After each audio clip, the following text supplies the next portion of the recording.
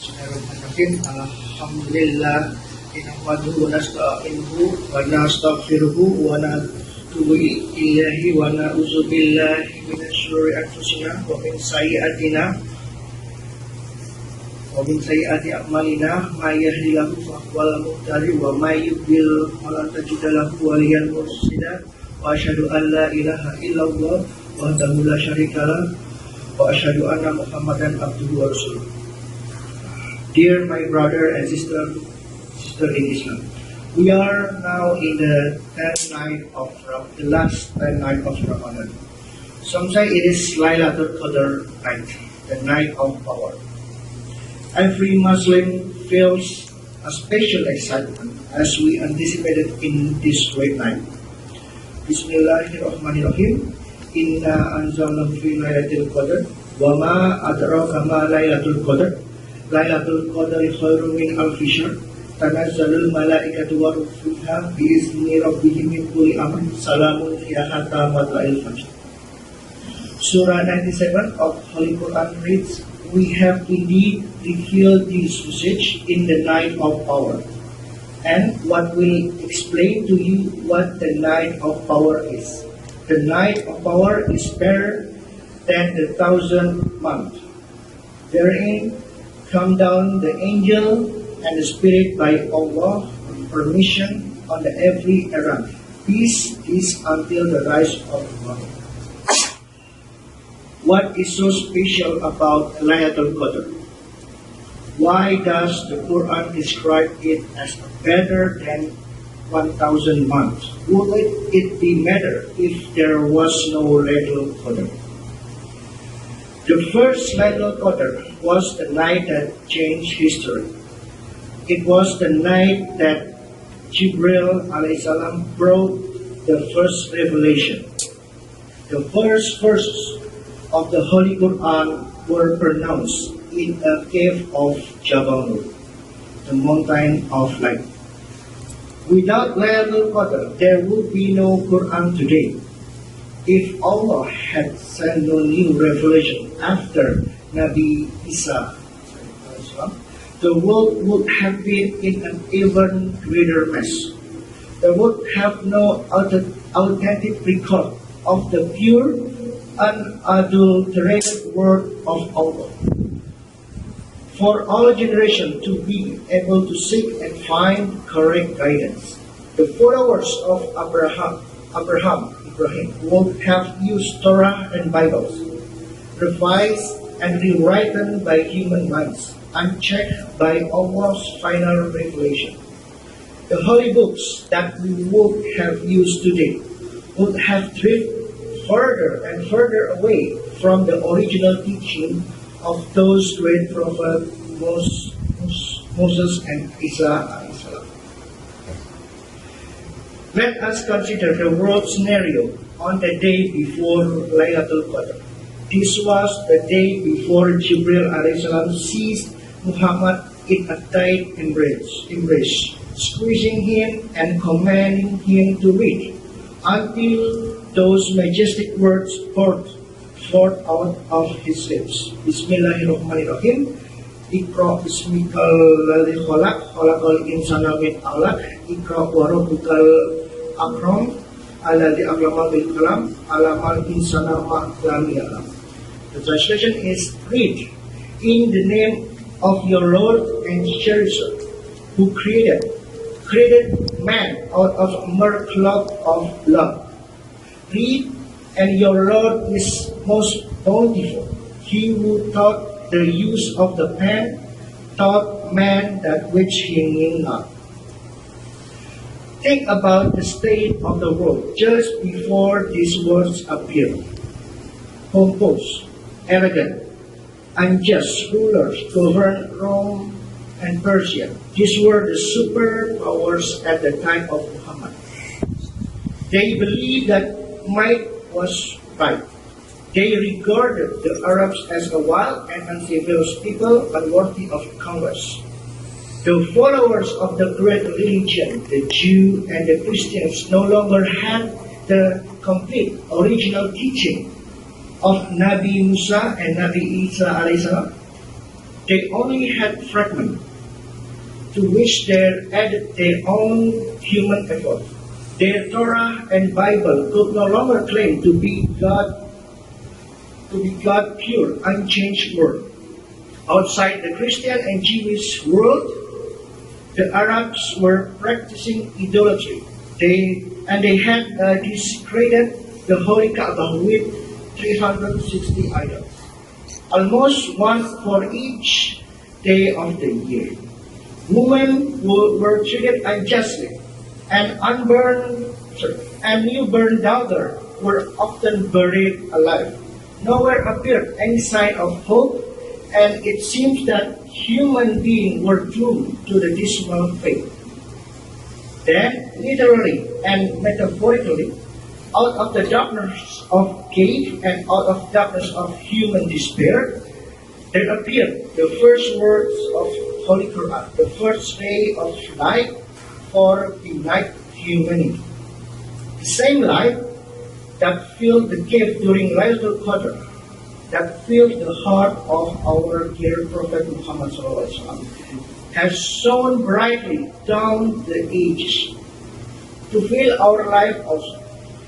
Years after years, for over 1,400 years, the light of Laylatul Qadr has brought hope and a renewed faith to a world that would otherwise be stumbling around in spiritual darkness.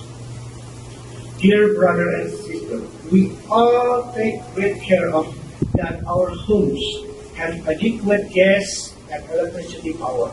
It is also important that we do not neglect our spiritual power.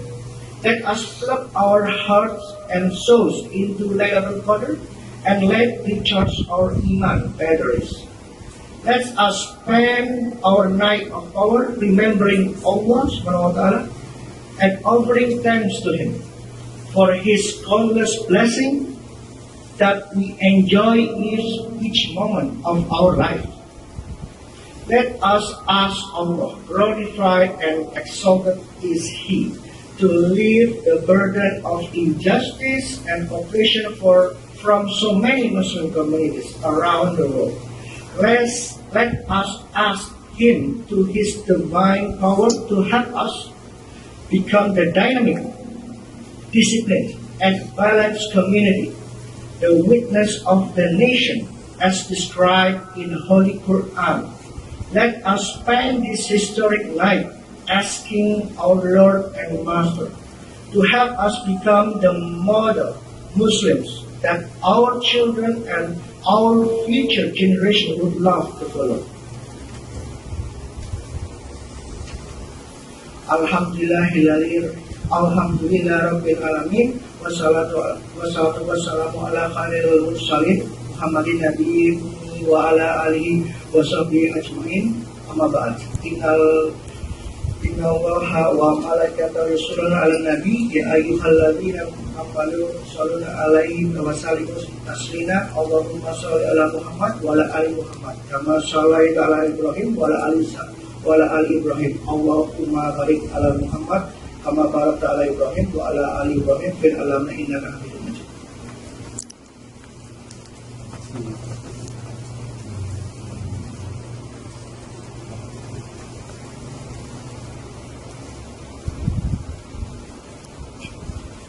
Subhanallahi walhamdulillah wa la hawla quwwata illa billah. In the second book, dear brother and sister in Islam, the night of power energized history. The brilliant and irresistible light of Allah's revelation illuminated the darkness of human ignorance. In the 7th century, from an unlikely land and hot desert and wandering Bedouin, Islam lit up the world.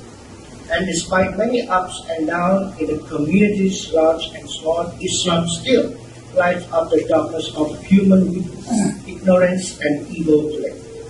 What can we learn from the history of Islam that will help us build a better future? We learn that wishful thinking without effort won't produce miracle. Our laziness won't solve problem in Surah Al-Arab, verse 11. We read, truly, never, never will Allah change the condition of people until they change what is within themselves. Allah will not change our condition until we make the effort to turn away from what displeases Him and we strive sincerely to seek His pleasures. If we seriously want to change for the better, we must willingly to sacrifice our time and effort to serve others out of love and gratitude to Allah. We must face the difficulties positively, rely on Allah to accept our effort and to deliver good result. Remember that our Prophet Muhammad SAW started his prophetic mission as a minority of one, of family and friends later joined him, but he had to work hard with sincerity, patience, and perseverance for his community to grow. He was determined and patient and persistent. He relied on Allah alone. In time, his ummah grew in quantity and power. Within a few years, the effect of the first Laylatul Qadr was that it transformed the weak and troublesome Arab tribes into a nation of supermen. As one writer described it, it was as if a desert sand of Arabia had turned into gunpowder. And when the fuse of Iman was lit, the Muslim became unstoppable, irresistible force. They exploded out of the Arabia north, south, east, and west. Even the Roman, Persian empires were overrun of Islam spread around the world. Dear brother and sister, that mystical and mysterious force that is cast by the command of Allah Most High during Laylatul Qadr, that night of power has proven itself in history.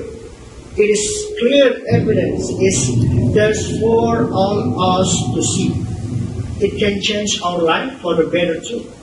Remember that it was during Ramadan that some of Islam's noblest and greatest victory were achieved. For example, Battle of Badr, conquest of Makkah, conquest of Spain, and the defeat of the Mughal at Ain Jalut.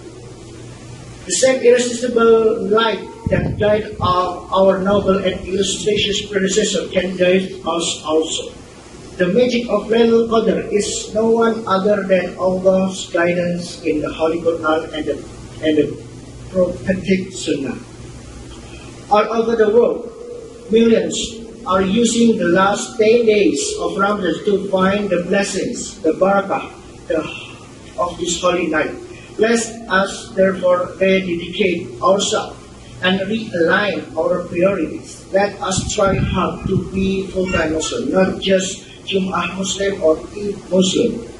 Allah will never accept repeated loyalties. Our heart must serve Allah alone. So, my dear brother and sister, why not let me and you all here make a commitment today to serve Allah wholeheartedly and to let our first love to be love for Allah and for His sake alone. Let us strive every moment of every day to provide and improve ourselves in body, heart, and soul. Anything less than this will be unworthy of us who choose to call ourselves Muslim and believers. Only when we have purified our hearts from greed, vanity, cowardice, envy, and malice, and we have filled that space with love of truth, beauty, and justice, we can expect Allah to change our condition once we have won this jihad our nafs, this battle against our inner self. We can deserve the help and mercy of Allah. I pray during this historic time, in this holy month of this great night of power, when His angels are sent by His command, that Allah, most gracious, will accept our commitment. May He also help us to purify our hearts, strengthen our faith, and enable us to meet every challenge, overcome every difficulty in our lives. May Allah allow us to serve Him in our works, in our relations, in our study, in our business and professions, in our family life, social relation. And when the time comes for us finally to return to Him, may Allah admit us to the companionship of those whom He loves as His friend. Amen. Ate Gusto.